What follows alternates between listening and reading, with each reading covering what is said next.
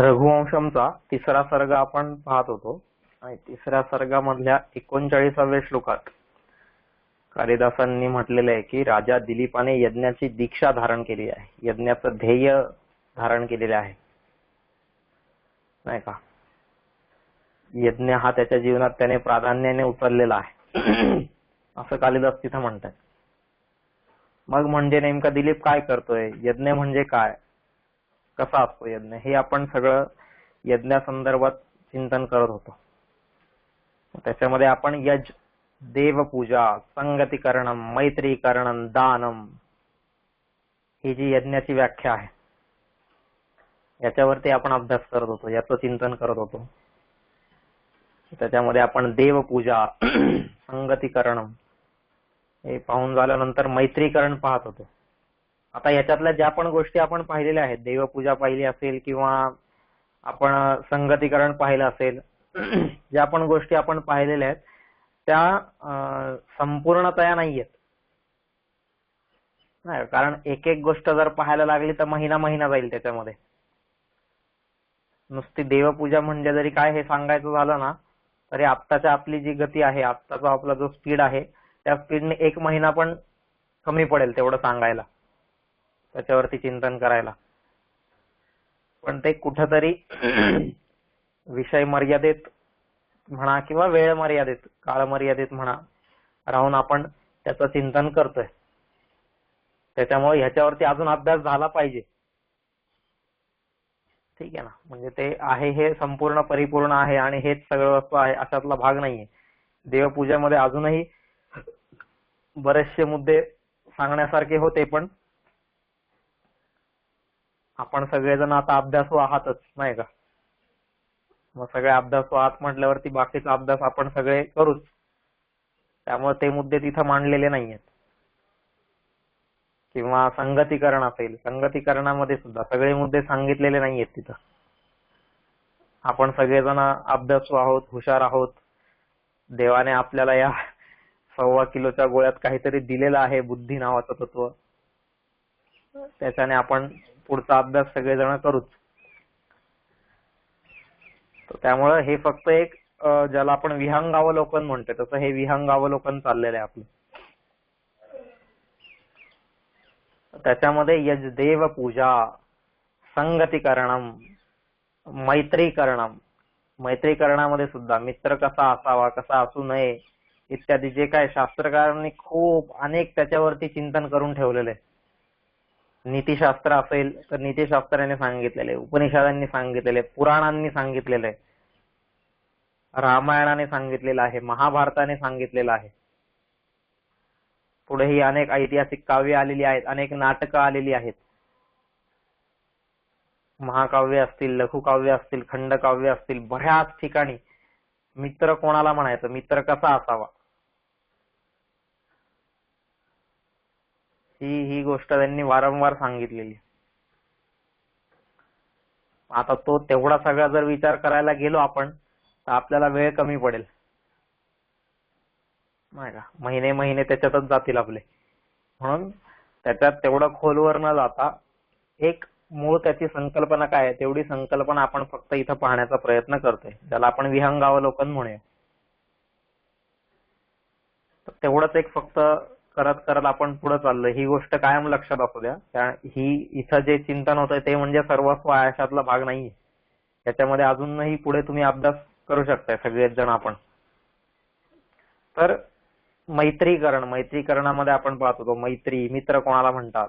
तर त्याच्यामध्ये आपण पाहत होतो की पापा निवारयति योजयते हिताय, गुह्यान् निगूहति गुणान् प्रकटी करोति, आपद्गतंचन जहाति ददाति काले, सन्मित्र लक्षणमिदं प्रवदन्ति संतः. ही सगळी सन्मित्राची लक्षणं आहेत असं महापुरुष सांगतात, सज्जन लोक सांगतात, संत लोक सांगतात. तर आपण काल बघत होतो त्याच्यामध्ये की आपद्गतंचन जहाती, आपत्ती काळात जो सोडून जात नाही, आपत्ती काळामध्ये जो सोबत उभा राहतो तो खरा मित्र, त्याला मित्र म्हणतात. नाही तर काय बाकीचे जे सगळे लोक असतात ना ते आपत्ती काळ आला की मग सगळे सोडून गेले त्याला. असं होतं नाही का, की बस आता काय करायचंय आपल्याला इथे, मग नको, आता ह्याची काही आपल्याला गरज नाहीये, मग त्याला सोडून द्या. असं सगळे आपली ही ज्याला आपण म्हणूया की वृत्ती झालेली आपली, की गरज सरो वैद्य मरो. आणि ज्यावेळेस त्याच्यावर संकट येईल ना त्यावेळेस आपण पहिल्यांदा तिथून पळून जातो. तर तो मित्र काही कामाचा नाही. जो आपत्ती काळात पळून जात असेल, आपत्ती काळात सोबत उभा राहत नसेल, तो मित्र काही एक कामाचा नाहीये. हा, आता आपत्ती काळात का बरं लोक पळून जातात, त्याचं कारण पण ते की समजा आपल्यावरती जी आपत्ती येते, मग आर्थिक संकट आलं, नाही का, आर्थिक विपत्ती आली, आर्थिक आपत्ती आली, मग याला माहितीये आता हा सगळ्यात पहिले माझ्याकडेच मागायला येणार, म्हणून हा लगेच आपला फोन स्विच ऑफ करून ठेवतो, काहीतरी घरातून निघून जातो कुठेतरी, तो कुठे याचा पत्ताच लागू देत नाही किंवा इतर काही पण. आणि नंतर मग जेव्हा 4 महिन्यांनी भेटणार ना, मग तेव्हा म्हणणार अरे मग तेव्हा तुम्हाला फोन का नाही केला, तेव्हा तुम्हाला सांगितलं का नाही. बरोबर की नाही. हे असे आपले मित्र. पण आता आपत्ती काळात उभं राहायचं, आपत्ती काळात सोडून जायचं नाही, याचा अर्थ हा मुळीच नाहीये की तू त्याला पैसे दिलेच पाहिजेत.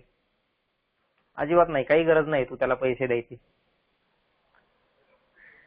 ती कणा कणा जी कविता आहे ना, त्या कणा कवितेमध्ये काय सांगितलेलं आहे की फक्त लढ म्हणा, पैसे नको सर मला, फक्त लढ म्हणा. हे जे आहे, पैसे नका देऊ तुम्ही त्यावेळेस, पण त्याच्यासोबत फक्त उभे राहा तिथं. त्याला एक मानसिक आधार द्या, त्याला एक मानसिक पाठबळ द्या.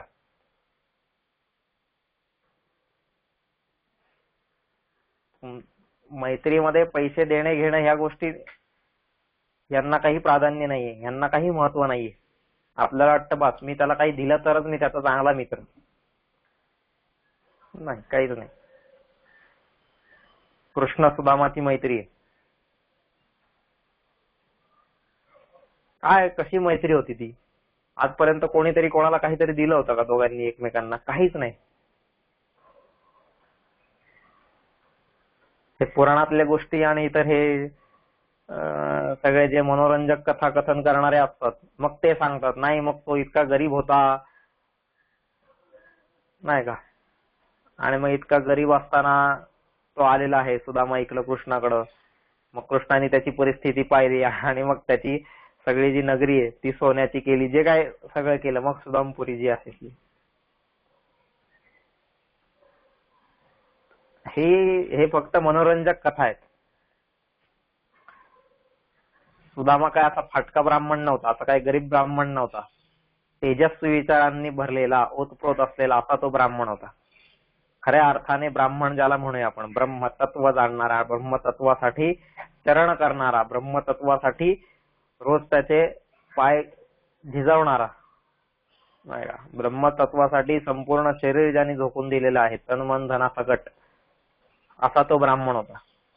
तो काय असा फाटका नव्हता.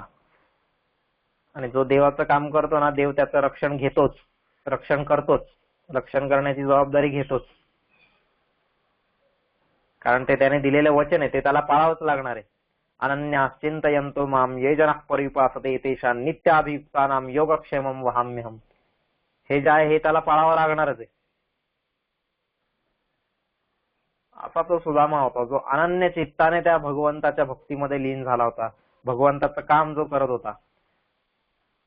मग त्याला भगवंत काय असा फाटका ठेवेल का कधी? हे पुराणकार, असे कथाकार सगळे वर्णन करतात.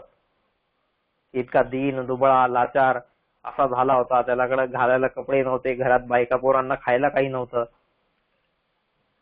असा नव्हता तो. असं होता. आपलं सुदामा विषय नाहीये. सुदामा चरित्रच खरंच खूप श्रेष्ठ चरित्र आहे. सुदामा चरित्राचा अभ्यास झाला पाहिजे.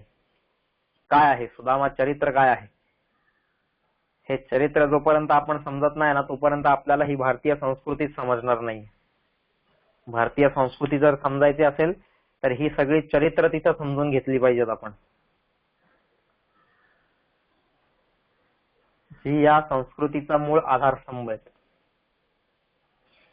काय होता सुदामा, कोण होता, काय त्याचं कार्य होतं, काय त्याचं जीवन होतं.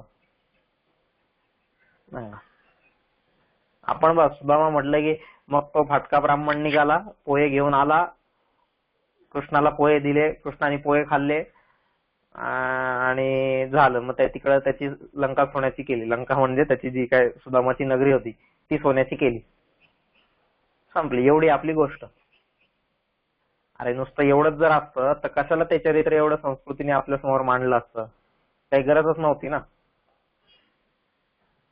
चारथी संस्कृतीने त्या चरित्राला मानलेलं आहे. चारथी कृष्णाने त्याला आपला मित्र म्हणलेला आहे. स्वतः कृष्णाने त्याला मित्र म्हणणं. आता कृष्ण ज्यावेळेस सांदीपनींच्या आश्रमामध्ये होता त्यावेळेस तिथे असंख्य विद्यार्थी असतील ना, हजारो लाखो विद्यार्थी असतील तिथं. पण त्या सगळ्यांमध्ये पण तो एक समोर ज्याला कृष्णाने मित्र मानलेला आहे, ज्याच्यासाठी कृष्ण धावत गेलेला आहे त्याला भेटायला, असा तो सुदामा. मग तो कसा असेल?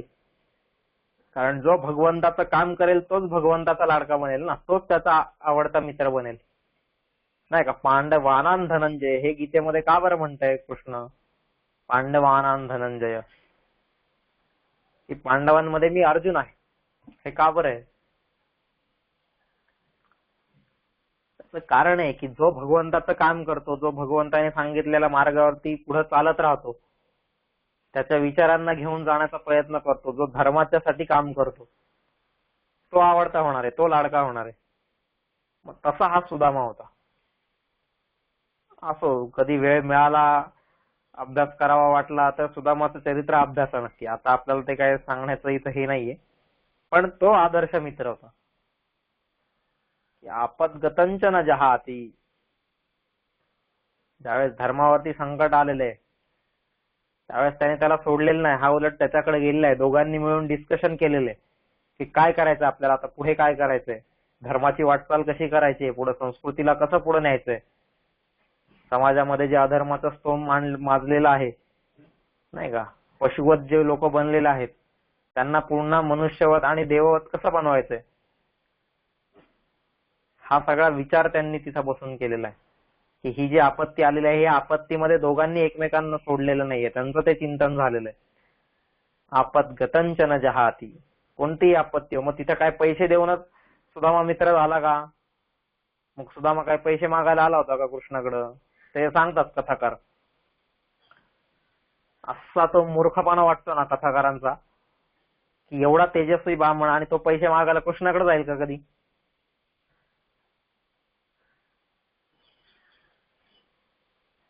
आणि कृष्ण अशा लोकांना जवळ घेईल का, जो माझ्याकडे मागायला आलेला आहे, पैसे मागायला आलाय, आणि तो माझा आदर्श मित्र होईल का कधी? कधीच होऊच शकत नाही. कृष्णासारखा व्यक्ती तरी ही गोष्ट कधीच करणार नाही का, जो असा हीन दीन दुबळा लाचार बनून माझ्याकडे मागायला आलेला आहे त्याला मी माझा आदर्श मित्र मानलेला आहे, माझा सगळ्यात जवळचा मित्र मानलेला आहे. आता कधीच होऊ शकत नाही.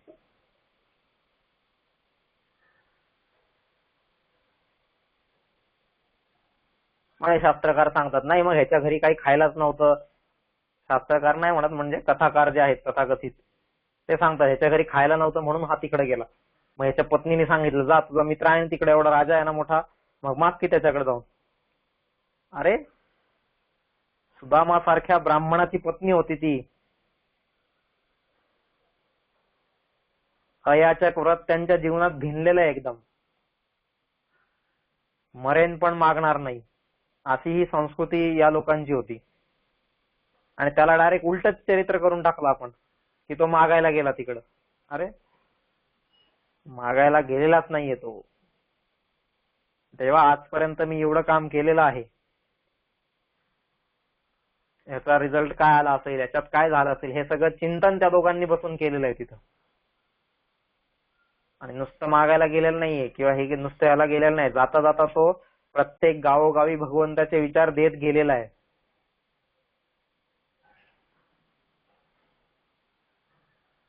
असा माणूस का बरं भगवंताला आवडणार नाही, का बरं त्याचा मित्र बनणार नाही? असा मित्र, याला खरा मित्र म्हणतात. तो काय मागायला आलेला नव्हता, त्याच्यावर काही आपत्ती आलेली होती, संकट आलेलं होतं म्हणून तो कृष्णाकडे आलेला आहे, मग त्याला आज कृष्ण आठवला, अशातला भाग नाहीये.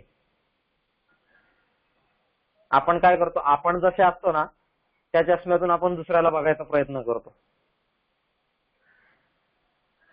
कारण हा जो कथा सांगत असतो तो स्वतःच तसा असतो ना. ज्या दिवशी त्याला गरज पडते त्या दिवशी तो त्याच्या मित्रांना आठवायला जातो. असा आपण जीवनात काही उपयोगच नाहीये.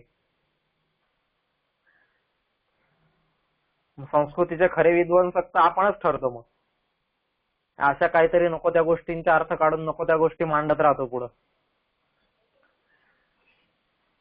त्या चरित्रांची उत्तुंगता, त्या चरित्रांची श्रेष्ठता, त्यांच्यातलं पावित्र्य, त्यांच्यातली तेजस्वीता, या सगळ्या गोष्टी आपण स्वतःच मारून टाकतो तिथं.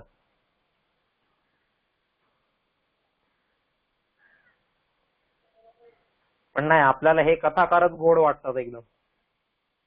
अरे वा वा किती छान, बापरे बापरे.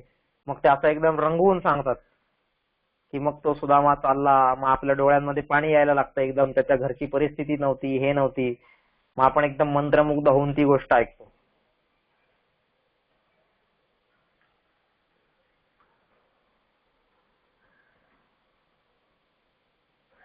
आणि ज्याचा वरचा मजला खाली असतो त्याला ती गोष्ट तर अजून आवडते. मग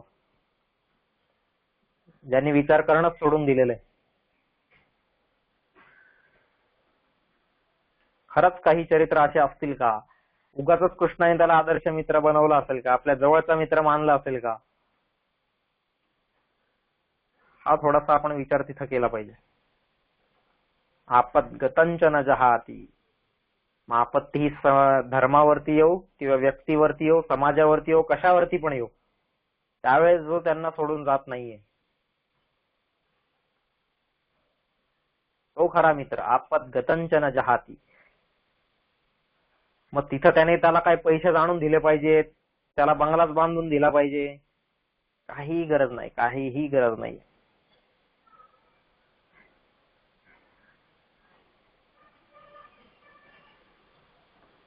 कारण आपत्ती ही प्रत्येकावरती रोजच येत असणार आहे, रोजच. मग आपण रोजच प्रत्येकाला पैसे वाटत सुटणार का? हा परत प्रश्न आहे ना तिथं. समजा माझे 10 मित्र आहेत आणि 10 मित्रांपैकी आज ह्याला गरज लागली, उद्या त्याला गरज लागली, उद्या त्याला गरज लागली, आणि मी 10च्या 10 जणांना पैसे वाटत सुटलो. मग खाली मी काय राहायचं? मग उद्या मी त्या 10 जणांकडे मागायचं परत, दे रे मला. मैत्री ही नाहीये. मैत्रीमध्ये ठीक आहे, जे संकट आहे तुझ्यावरती आलेलं आहे, तू लढ, मी तुझ्या मागे उभा आहे. आर्थिक मदत नाही करू शकत, पण मी त्याला बौद्धिक पाठबळ देऊ शकतो, मानसिक पाठबळ देऊ शकतो, नाही का? जे काही गोष्टी असतील. पण आपण पहिलेच नाही, तो माझ्याकडे पैसे मागणार म्हणून आपण पळून जातो, म्हणून आपण फोन बंद करून ठेवतो. असा मित्र नसावा. आपत्कतंच न जहाती. संकट काळामध्ये जो अजिबात सोडून जात नाही तो खरा मित्र.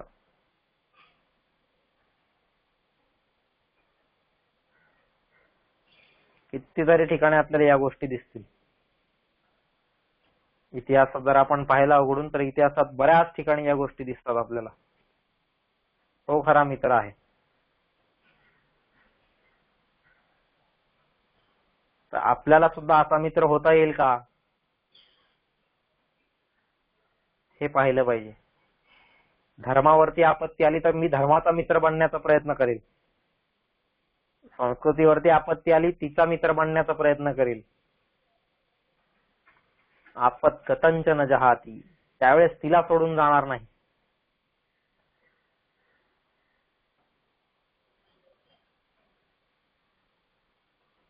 शंकराचार्यांनी काय केलेलं आहे? खरे पुत्र असतील, खरे मित्र असतील, ते सगळे, ही सगळी नाती त्यांची या संस्कृतीशी आहेत. ज्यावेळेस संस्कृतीवरती संकट आलेलं आहे, ज्या दिवशी वैदिक ध्वजा, वैदिक पताका ही खाली पडायच्या स्थितीत आलेली आहे, अशा वेळेस हा त्या संस्कृतीचा एक मित्र म्हणा, एक पुत्र म्हणा, हा उभा राहिलेला आहे आणि त्याने तिला पुन्हा उभी केलेली आहे. आपत कथंचन जहाती. हे खरे लोक आहेत, हे खरे मित्र याला म्हणूया आपण. असं मला होता येईल का? धर्माचा मित्र मला बनता येईल का? भगवंताचा मित्र मला बनता येईल का?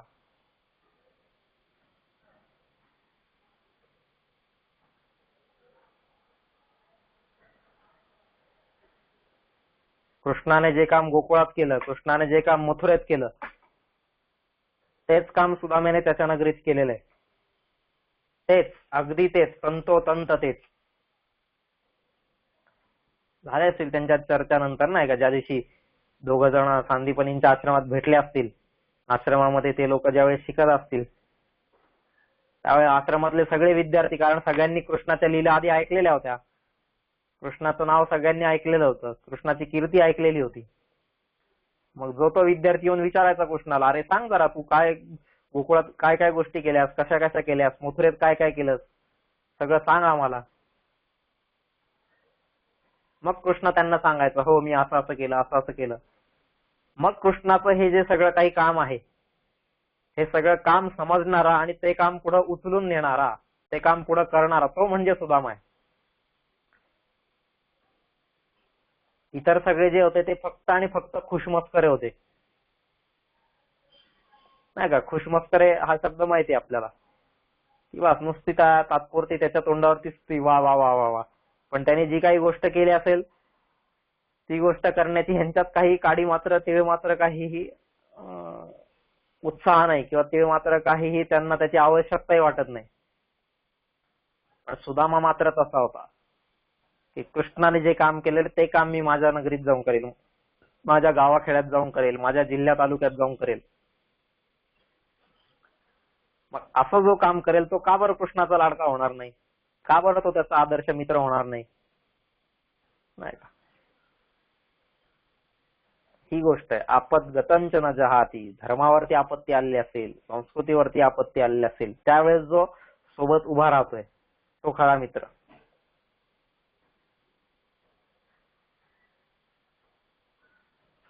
आणि मग पुढे म्हटलेलं आहे त्यांनी, ददाती काले.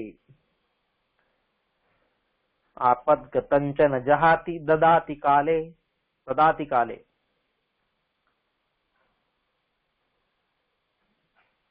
योग्य काळाला तो देतो, नाही का. ज्यावेळेस काळ येईल, ज्यावेळेस जी काही परिस्थिती अशी येईल, ज्यावेळेस अशी काहीतरी वेळ येईल की द्यायची गरज आहे, त्यावेळेस जो देतो.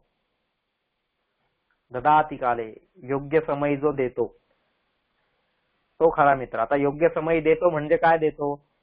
परत आपल्याला तीच गोष्ट वाटणार, काहीतरी मग आर्थिक मदत केली, घर पडलं तर 4 विटाच आणून दिल्या, छप्पर उडून गेलं तर 2 पत्रेच आणून दिले,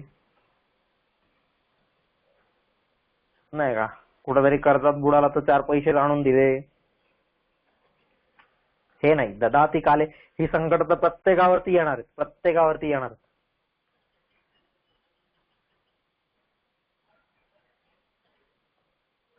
आपण बघा ना, जेवढी पण संत चरित्र पाहिलेली आपण, जितकी पण संत चरित्र असतील, त्यांच्यातले किती संत आहेत की ज्यांनी दुसऱ्याला आर्थिक मदत केलेली आहे. तू संकटात आहे, धर बाबा आर्थिक मदत घे. ज्ञानेश्वरांनी किती जणांना पैसे वाटलेले आहेत, किती जणांची घरं पडली म्हणून त्यांना घरं उभी करून दिली आहेत. कारण हे काय वादळ असेल, संकट, पाऊस, दुष्काळ, पूर, जे काय संकट असतील, ही सगळी त्यांच्या काळात पण येतच होती ना. त्यावेळेस हे किती जणांना या गोष्टी वाटत फिरलेले आहेत, चला मी तुला धान्य देतो, आज तुझ्याकडे जेवण नाहीये. खूप क्वचित एखाद दुसरा कोणीतरी संत असेल ज्याने या गोष्टी केल्या असतील. कानपात्र असेल, नरहरी सोनार असेल, गोरा कुंभार असेल, कोणीही घ्या तुम्ही, कोणीही घ्या. त्याच्यातले कितीतरी पात्र असे असतील, निवृत्ती महाराज असतील, सोपानराव असतील, मुक्ताबाई असतील, कोणीही घ्या तुम्ही. किती संत असे आहेत की ज्यांनी लोकांना पैसे वाटलेले आहेत. लोकांची घरं पडली म्हणून त्यांना विटा बांधून काय ते घर बांधून दिलं. लोकांच्या घरातलं धान्य संपलं म्हणून त्यांना धान्य दिलं. ददाती काले ना, ज्यावेळेस त्याच्यावरती संकट येईल त्यावेळेस त्याला दिलं पाहिजे. ददाती काले म्हणजे ज्यावेळेस वेळ येईल त्यावेळेस दिलं पाहिजे. वेळेला देणारा तो खरा मित्र असं म्हटलेलं आहे की नाही. मग यांनी किती लोकांना काय काय दिलेलं आहे. मग यांच्यात मित्रत्वाचा गुण होता का नव्हता हा प्रश्न आहे ना आपल्याला. की मग हे ह्यांना आपण मित्रात मैत्री समजली का नाही. कारण असा जगातला माणूस नसतोच ना की ज्याला मित्र नाहीये. हा एकदम जवळचा मित्र आहे का नाही तो भाग वेगळा, पण मित्रच नाही अशातला भाग नाहीये. ज्याला आजच्या भाषेत आपण मित्र म्हणतो तो प्रत्येकाला असतो सोबती किंवा काही. मग त्याला देणं हे माझं कर्तव्य आहे का नाही. मग ठीक आहे, मग मी दिलं पाहिजे. पण असे हे किती संत दिसतात का आपल्याला की या संतांनी सगळ्यांना दिलेलं आहे म्हणून. त्यांनी दिलेलं आहे पण कोणती गोष्ट, जीवनाला आवश्यक ज्या काही गोष्टी आहेत, जीवन विकासाच्या मार्गात आवश्यक ज्या गोष्टी आहेत त्या गोष्टी त्यांनी वारंवार दिलेल्या आहेत. मग त्याच्यासाठी दिवस नाही पाहिला नाही, रात्र पाहिलेली आहे नाही का. तुकाराम महाराज म्हणतायत ना, रात्रंदिन आम्हा युद्धाचा प्रसंग. त्याच्यासाठी मात्र त्यांना रात्रंदिवस युद्धाचा प्रसंग आहे. रात्रंदिवस ते लोक दुसऱ्यांना देत राहिलेले.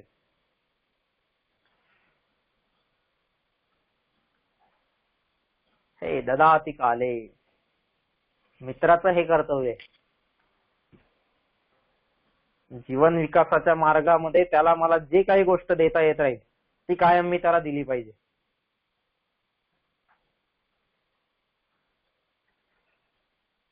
साधी गोष्ट आहे. देणं म्हणजे काय पैसेच दिले पाहिजे असातला काही भाग नाही.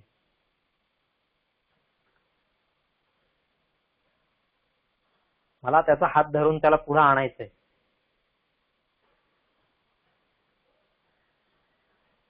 बाकी तो त्याचा समर्थ आहे. कोणताही संकट आलं तरी ते झेलायला समर्थ आहे. तो काय असमर्थ आहे अशातला भाग नाहीये.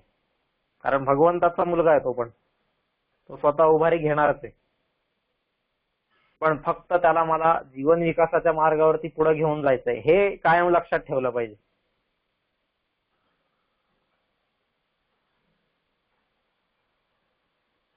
त्याच्यासाठी मला जो प्रयत्न करायचा आहे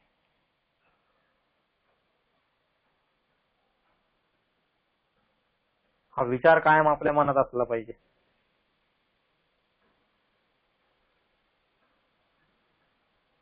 ती खरी मैत्री आहे नाही का. मी एखादी चांगली गोष्ट करतोय ना, मग तीच गोष्ट माझ्या मित्राने का करू नये. मग त्याच्यासाठी त्याला ती गोष्ट देणं हे म्हणतात ददाती काले. मग ते ज्ञान असेल, कोणती आयडिया असेल नाही का, कोणती युक्ती असेल किंवा काहीही असतील, जीवनातल्या विकासाच्या मार्गात येणाऱ्या सगळ्या गोष्टी, परंपरा असतील, रूढी असतील, उत्सव असतील, या सगळ्यांकडे बघण्याची दृष्टी देणं हे माझं काम आहे. मित्र म्हणून माझं काय काम आहे हे काम आहे. तर मी खरा मित्र.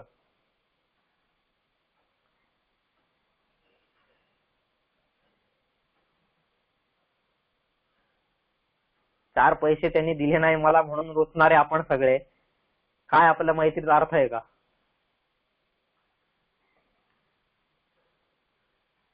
मैत्री ही या सगळ्यांपेक्षा वरती आहे, या सगळ्यांपेक्षा उच्च असं तिचं स्थान आहे.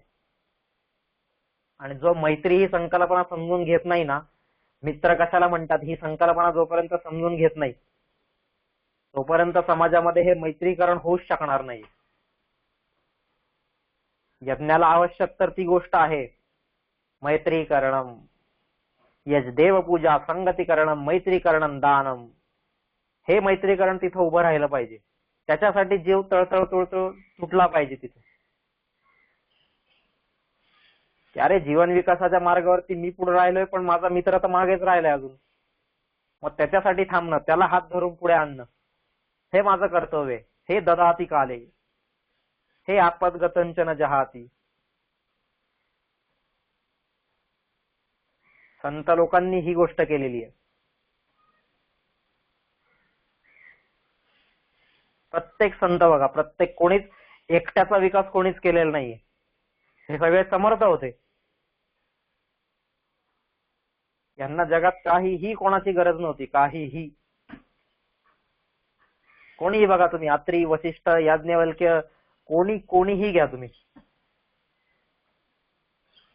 ह्या लोकांना दुसऱ्या कोणाचीही गरज नव्हती, पण ह्यांनी सगळं जीवन कोणासाठी जगलेलं आहे? दुसऱ्यासाठी जगलेलं आहे. त्याला हात धरून मला पुढे न्यायचंय, हा खरा मित्र आहे.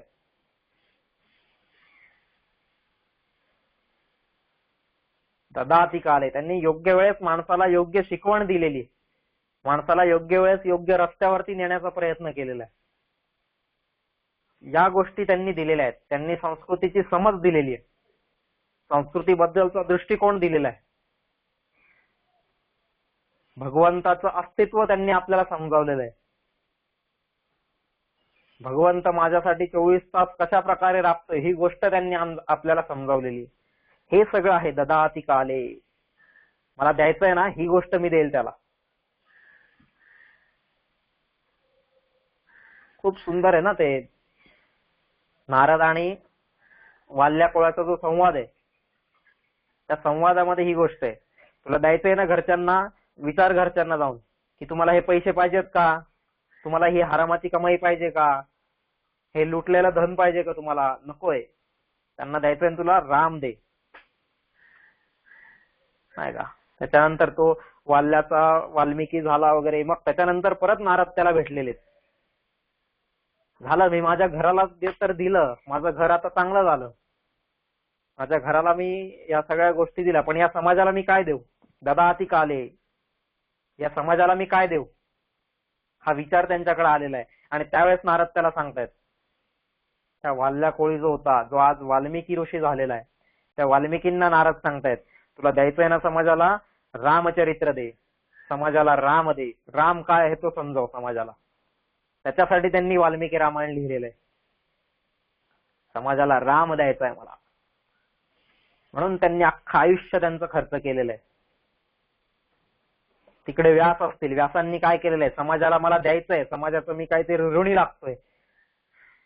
मैत्रीकरण हे मला जर समाजामध्ये उभं करायचं असेल तर त्याच्यासाठी मी आदर्श मित्र झालो पाहिजे. आणि ददाती काले, समाजाला जर योग्य काळी योग्य जर गोष्ट द्यायची असेल तर आज मी काय देऊ शकतोय समाजाला? तर मी कृष्ण देऊ शकतोय, कृष्णाचं जीवन सांगू शकतोय, कृष्णाची भक्ती समजावू शकतोय. या सगळ्या गोष्टी मला समाजाला द्यायच्यात, म्हणून त्यांनी हे सगळं घाट घातलेला आहे एवढा. विचार करा ना, आज व्यास नसते, व्यासांनी जर हे लिखाण केलंच नसतं, आपल्याला गीता मिळाली असती का? आज वाल्मिकी नसते, वाल्मिकींनी जर या गोष्टी केल्याच नसत्या तर आज आपल्याला राम कळाला असता का? हे खरे मित्र आहेत, संस्कृतीचे मित्र. पुत्र म्हणा, मित्र म्हणा, जे काय सगळे हे आहेत त्यांचे. आणि आपले सुद्धा. ददाती काले, मला त्याला काय द्यायचंय? तर त्याला मला ही गोष्ट द्यायची, तर मी खरा आदर्श मित्र आहे. पण मी ही गोष्टच जर देऊ शकत नाही आणि या गोष्टीपासून जर मी दूर पळून जात असेल तर काय माझ्या मैत्रीला अर्थ आहे, काय मी स्वतःला मित्र म्हणून घ्यायचं? मग नुसतं फ्रेंडशिप डेच्या दिवशी ते बँड घेऊन फिरत राहायचे, काही अर्थ नाही त्याला. आपल्या पूर्वजांना कधी वाटलं नाही का फ्रेंडशिप डे असावा म्हणून? त्यांनी का बरं ठेवला नाही? तर त्यांच्या बुद्धीची झेप अजून तिथपर्यंत गेलेली नव्हती जेवढी आज आपली गेलेली आहे. आज आपण त्यांच्यापेक्षा हुशार झालो. आज आपल्याला वाटायला लागत नाही फ्रेंडशिप डे केलाच पाहिजे. मग फ्रेंडशिप डेच्या दिवशी 4 सेल्फी काढून टाकल्याच पाहिजेत, मग 4 बँड बांधून पुढे गेलंच पाहिजे आपण. मग त्याच्यामध्ये रुसवा-रुसवी, फुगवा-फुगवी, नाही का? त्यांनी मला बँड बांधलाच नाही, मग तो माझा मित्रच नाही आजपासून, त्यांनी मला हेच केलं नाही, त्यांनी मला लाईक केलंच नाही, त्याने माझा फोटोच टाकला नाही. अरे ही मैत्री नाहीच आहे.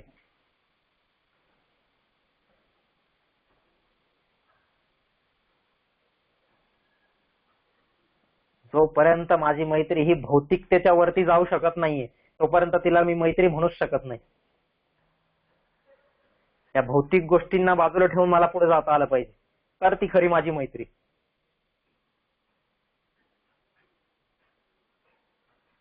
असा मी मित्र बनू शकतोय का? आणि असा मित्र होत असेल तर तो खरा यज्ञ होऊ शकतो. बघा ना, एक विचार करा, संपूर्ण समाजामध्ये असं मैत्रीकरण झालेलं आहे, संपूर्ण समाजामध्ये. त्या समाजाचं चित्र कसं असेल?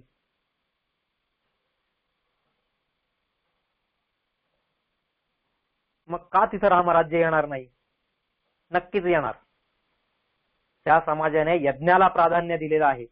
ज्या समाजामध्ये यज्ञ मुळाशी ठेवून बाकी सगळ्या कृती केल्या जात असतील, तो समाज का बरं सुजलाम सुफलाम होणार नाहीये? नक्कीच होणार. नाही का?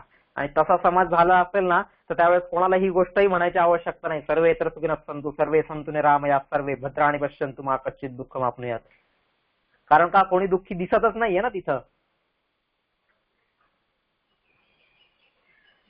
कारण त्या समाजाच्या मुळाशी यज्ञ ही संकल्पना आहे.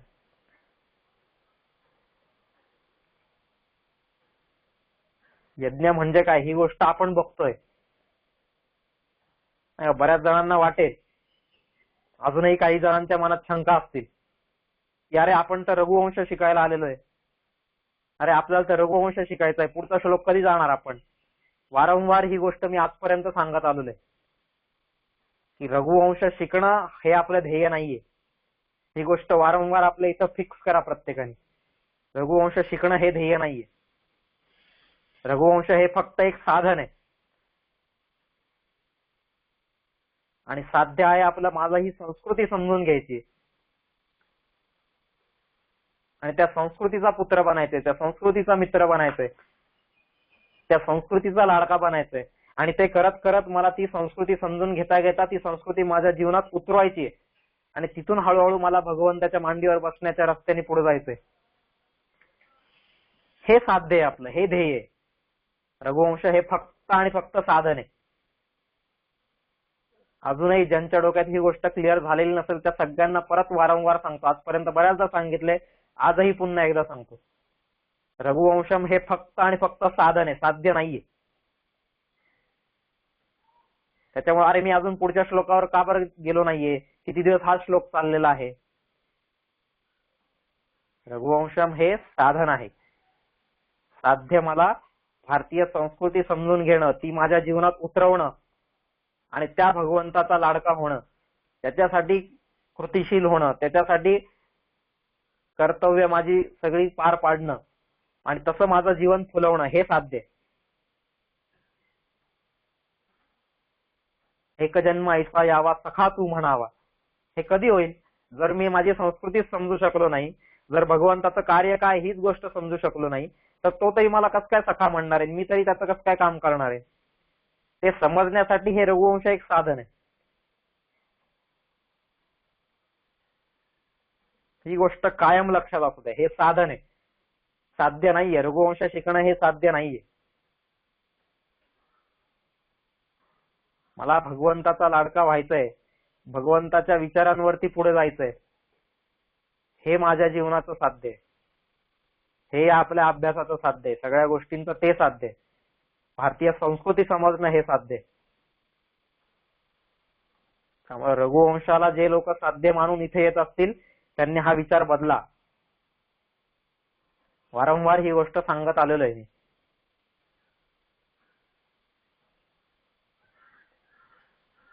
यज्ञ यज्ञ हे या संस्कृतीचं मूळ आहे.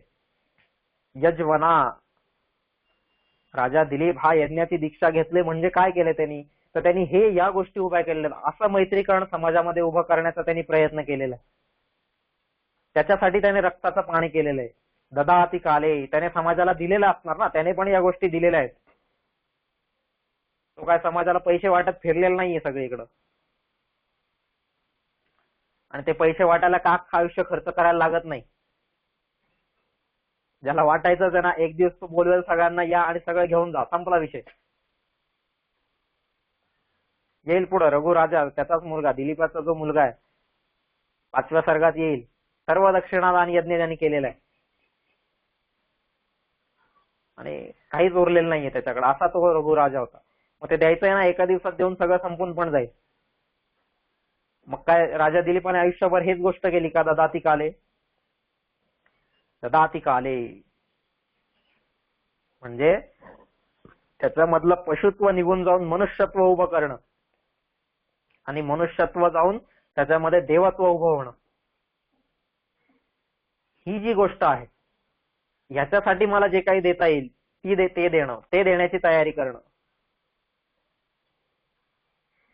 अवघाजी संसार सुखाचा करीनं, आनंदे भरीनं, तिन्ही लोक म्हणणारे ज्ञानेश्वरांनी काय प्रत्येकाच्या खात्यात 5-5 लाख रुपये टाकले का?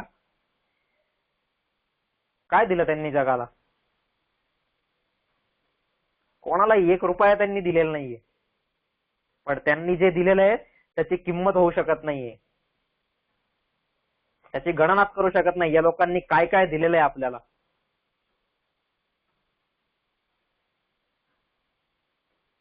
कोणी कोणी मला काय काय दिलेलं आहे, कोणी कोणी माझ्यासाठी झिजलेलं आहे, कोणी कोणी माझ्यासाठी रक्ताचं पाणी केलेलं आहे.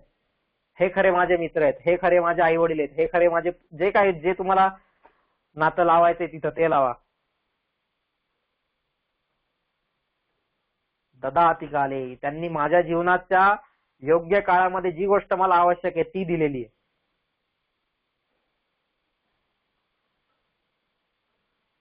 आपल्याला काय वाटतं? ददाती काले, लहान आहे मग त्याला वह्या पुस्तकं द्या, थोडा मोठा झाला सायकल द्या, थोडा मोठा झाला गाडी द्या, थोडा मोठा झाला 4 व्हीलर द्या, थोडा मोठा झाला हेलिकॉप्टर द्या, थोडा मोठा झाला विमान द्या, झालं ददाती काले. हे नाहीये. या गोष्टी देऊ नका असं म्हणत नाहीये, द्यायच्यात द्या, हरकत नाही. पण ते ददाती कालेचा अर्थ नाहीये. कोणत्या काळामध्ये मला कोणती गोष्ट त्याला दिली पाहिजे हा विचार मित्राने केला पाहिजे, तर तो खरा आदर्श मित्र आहे.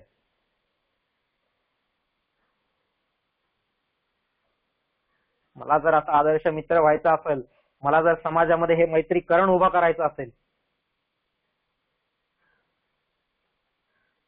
तर त्यासाठी थोडासा मला बाहेरचा, म्हणजे ही आतापर्यंतची डोळ्यावरती आपले जे झापड आहे, जी झडप आपण घालून ठेवलेली ती थोडी दूर करावी लागेल आणि आजूबाजूचं सगळं जग बघावं लागेल. आपण एकाच दिशेने ते घोड्याला झापड लावलंय ना, मग घोडा एकाच दिशेने बघत जातो, तसं आपलं जीवन झालंय. आज मित्र म्हणलं का एवढंच, आज मित्र म्हणलं की असं दिलं पाहिजे, मग मित्राने दिलं पाहिजे, मग काय, मग वाढदिवसाला गिफ्टच दिलं पाहिजे. अरे नाही दिले यांनी, ददाती काल आहे ना, आज वाढदिवसाचा दिवस आहे, आज हा काळ आलेला, आज ही वेळ आलेली, मग ह्यावेळेस गिफ्ट दे तू. अरे द्यायचं आहे ना वाढदिवसाला, काहीतरी संकल्प द्या त्याला, काहीतरी त्याने संकल्प त्याच्या जीवनात आणण्याचा प्रयत्न करा. 50 आणि 100 रुपयाची वस्तू देऊन आज आहे ती उद्या नष्ट होणार आहे. द्यायचं आहे त्याला वाढदिवसाच्या दिवशी एखादा संकल्प द्या, याला म्हणतात ददाती काले.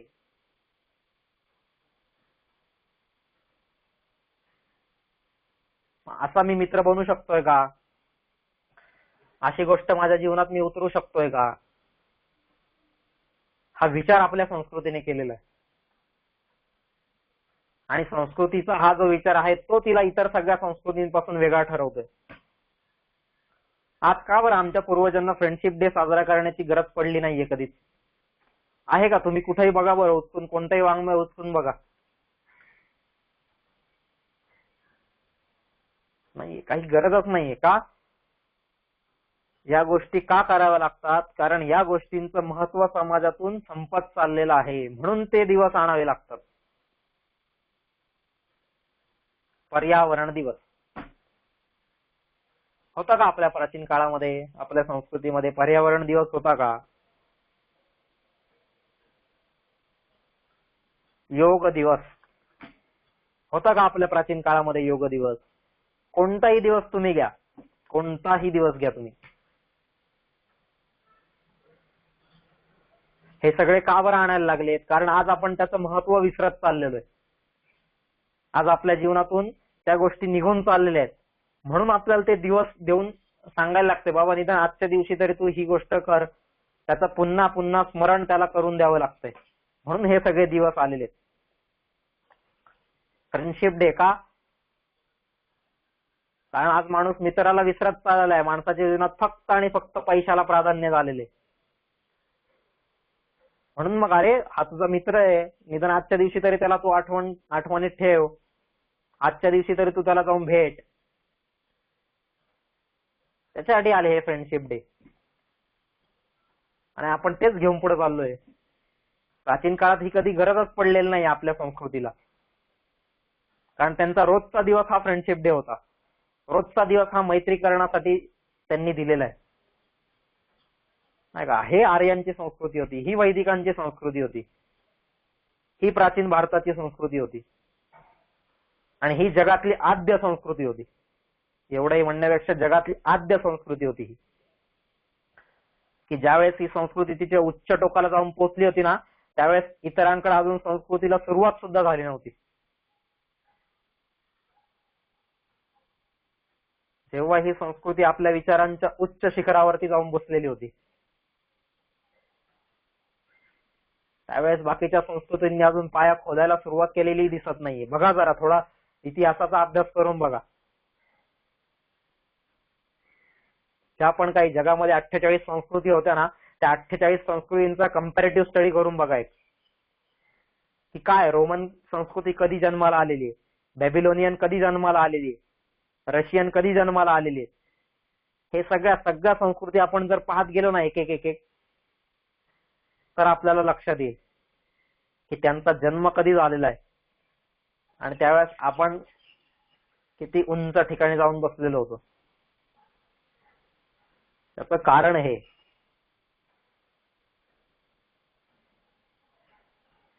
आणि या संस्कृतीने अशी तत्व दिली आहेत आपल्याला की जी तत्व कधीही कोणत्याही काळामध्ये जरी आपण गेलो तरी सुद्धा त्या तत्वांवर जगणारा माणूस आपोआपच स्वतः भगवंताच्या रस्त्याने पुढे जाऊ शकतो, भगवंताचा लाडका होऊ शकतो.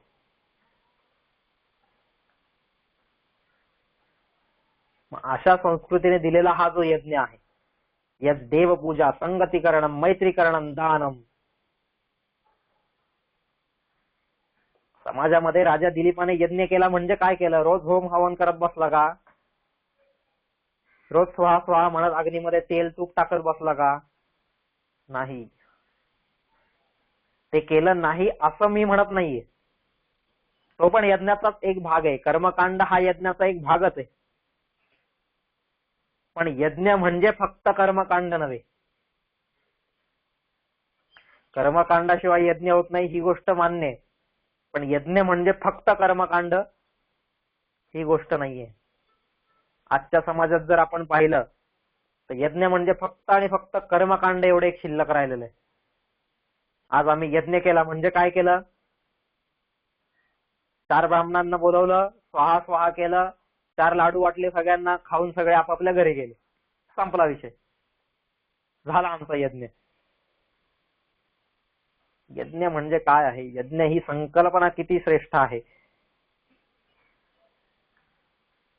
बघा ना, जगामध्ये जाऊन बघा, इतर कोणत्याही संस्कृतीने यज्ञ ही संकल्पना दिलेली आहे का?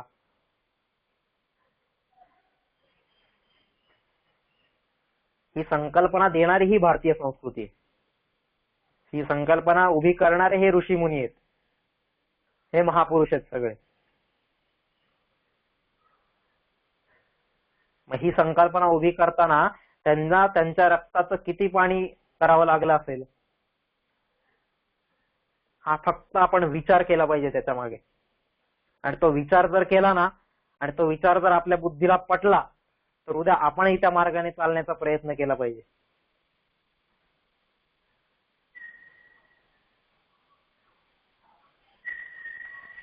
मुलांची नावं ठेवतात यज्ञ. नाव ठेवणाऱ्यालाही माहित नसतं याचं नाव यज्ञ का ठेवलंय, आणि ज्याचं नाव यज्ञ ठेवलेलं असतंय त्यालाही माहित नसतंय माझ्या नावाचा अर्थ काय.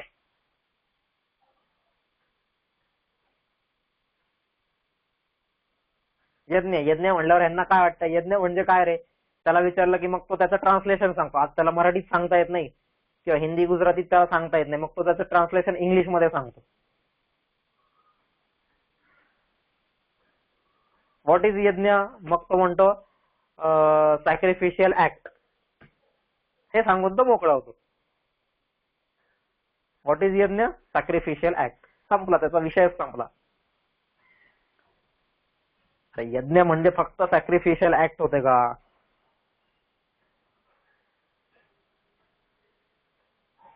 काय याचा जोपर्यंत आपण तो यज्ञ समजत नाही आणि जोपर्यंत मी समजून घेत नाही, मी जोपर्यंत तो यज्ञ करत नाहीये, तोपर्यंत तो पुढच्या पिढीकडे जाणारच कसं काय? आज जर मीच आदर्श मित्र होऊ शकलो नाही, तर पुढची पिढी तरी काय आदर्श मित्र होणार आहे? त्यांच्याकडे तरी काय मी आदर्श उभा करणार आहे मैत्रीचा? मैत्री कशाला म्हणतात? मैत्रीकरण. हे मैत्रीकरण मला समाजात जर उभं करायचं असेल तर त्याच्यासाठी ददाती काले, त्याच्यासाठी आपद्गतंचन जहाती, त्याच्यासाठी पापांनी वारयती, त्याच्यासाठी योजयते हिताय, गुह्यांनी गुहती, गुणान प्रकटी करोती. या सगळ्या गोष्टी जर होत असतील तर तो खरा मित्र. पण आज या गोष्टीच होताना दिसत नाही. ददाती कालेचा आपण अर्थच वेगळा घेतला. अर्थ वेगळा घेतला म्हणण्यापेक्षा आपल्याला तर हे आधी माहितीच नव्हतं की मित्राची ही सगळी लक्षणं आहेत आणि त्याच्यात ददाती काले आहे, मग त्याचा अर्थ आपण लावूया. आपल्याला तर ही गोष्टच माहिती नव्हती, कारण आपल्याला आजपर्यंत या गोष्टी कोणी सांगितल्याच नव्हत्या. पण या सगळ्या गोष्टी ऋषीमुनींनी, साधू संतांनी, सज्जनांनी, महापुरुषांनी सगळ्यांनी सांगून ठेवलेल्या आहेत. पण आपण ते उठून जाऊन वाचलं तर हराम आहे ना. ते करायला नको. सगळं ऐकतं पाहिजे असतं आपल्याला, स्वतः कष्ट घ्यायला नको. अरे त्यांनी एवढं कष्ट करून करून हे सगळ्या संस्कृती परत ग्रंथ लिहिलेले आहेत. तेवढं वाङ्मय मोठं उभं केलेलं आहे, वैदिक वाङ्मय. त्याच्यासाठी त्यांनी अख्खं जीवन त्यांचं खर्च केलेलं आहे. आपल्याला साधा त्याचा अभ्यास करायला वेळ नाहीये, साध्या त्या 4 गोष्टी वाचायला सुद्धा आपल्याकडे वेळ नाहीये.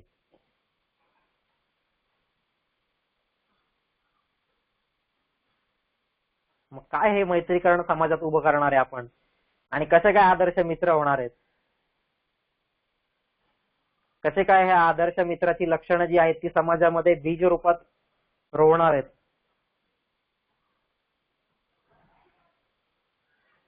हा विचार आपण प्रत्येकाने केला पाहिजे. आणि तो विचार ज्या वंशाने केलेला आहे तो वंश म्हणजे हा रघुवंश आहे. कालिदास जे सुरुवातीला म्हणतोय, अरे हा रघुवंशाचं वर्णन म्हणजे काय की एवढ्याशा बोटीमध्ये बसून अख्खा समुद्र पार करणं, ह्याच्यासारखी गत माझी होते. कुठं सूर्यासारखा प्रभावी वंश आणि कुठं माझ्यासारखा अल्पमती. सूर्य प्रभव वंश पचाल पैशयामती तितीर्षुर दुस्तरम मोहात उरुपेन सागरम. हे कालिदास का बरं म्हणतोय? त्याचं कारण हे, कारण हा वंश होताच इतका तेजस्वी की यज्ञाचं ध्येय धारण केलेलं आहे. रोज उठलं की त्याच्या डोक्यात पहिला तो विचार येतोय की आज मी ही देवपूजा, संगतीकरण, मैत्रीकरण, दान हे सगळं कसं काय या समाजामध्ये उभं करू शकतोय. आज त्याच्यासाठी मी काय कार्य करू शकतोय. डोळे उघडल्या उघडल्या ज्याच्या डोक्यात हा विचार येतोय त्याने खरं यज्ञाचं ध्येय धारण केलेलं आहे असं म्हणावं लागेल. असा तो राजा दिलीप होता. आपल्याला डोळे उघडले का पहिलं आठवतं आज ऑफिसमध्ये काय काम आहे, आज किती पैसे कमवायचे, आज व्यापारामध्ये फायदा होईल का तोटा होईल.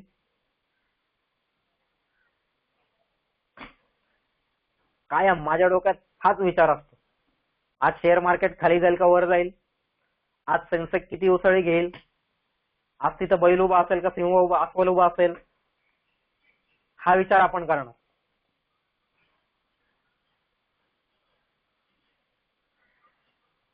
आणि ह्याच्याच विचारामध्ये आपलं अख्खं जीवन चाललेलं आहे.